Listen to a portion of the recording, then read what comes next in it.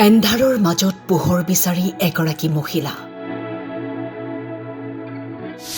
এন্ধাৰক ভয় নকৰে তেওঁ, ভয় কৰিলেই জীৱন নচলে। পুৱতি নিশালৈকে ৰাজপথত কৰিছে জীৱন সংগ্ৰাম। বিগত ২৮ বছৰে ভাগৰি নপৰা এইগৰাকী সাহসী মহিলা নিশাৰ ৰাজপথত নীৰৱে কৰি গৈছে সংগ্ৰাম। চাহ ঘুগুনি পকৰি বিক্ৰী কৰে তেওঁ। সন্ধিয়া ৮ বজাৰ পৰা পুৱালৈকে দোকান দিয়ে জখলা বন্ধাত। নৈশ বাছত দূৰ দূৰণিৰ পৰা অহা যাত্ৰীক খাদ্য যোগান ধৰি পোৱা টকাৰে চলাই গৈছে ৫জনীয়া পৰিয়ালটো। মই দোকান কৰিয়ে ঘৰ চলাওঁ, ল'ৰা ছোৱালী বিয়া পাতিলোঁ। আমাৰতো কোনো নাই, মতা নাই, বিধৱা নাৰী চলি। চৰকাৰে কি পাম, একো পোৱা নাই। স্বামীহাৰা মহিলাগৰাকীয়ে দোকানখনৰ পৰা দৈনিক উপাৰ্জন কৰে ৩০০ৰ পৰা ৪০০ টকা। তেওঁৰ জীৱনৰ সময় হ'ব পাৰে এতিয়া অন্ধকাৰ, কিন্তু আন্ধাৰৰ মাজতো পোহৰ বিচাৰিবলৈ শিকিছে তেওঁ। তেওঁ এগৰাকী সাহসী মহিলা। আমি ২৮ বছৰ থাকি দোকানদাৰী দি ল'ৰা ছোৱালী খুৱাই চলি আছোঁ, ঘৰ সংসাৰ চলাই আছোঁ।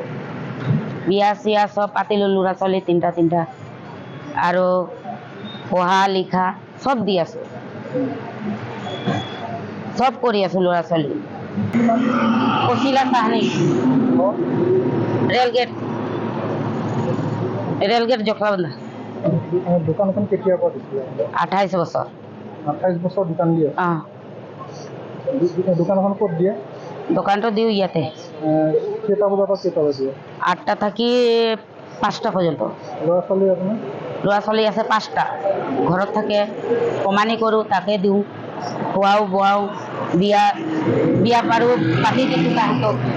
৩টাত, এতিয়া ২টা আছে। ৫০০, ২০০, ৩০০ এনেকুৱা চলি থাকোঁ।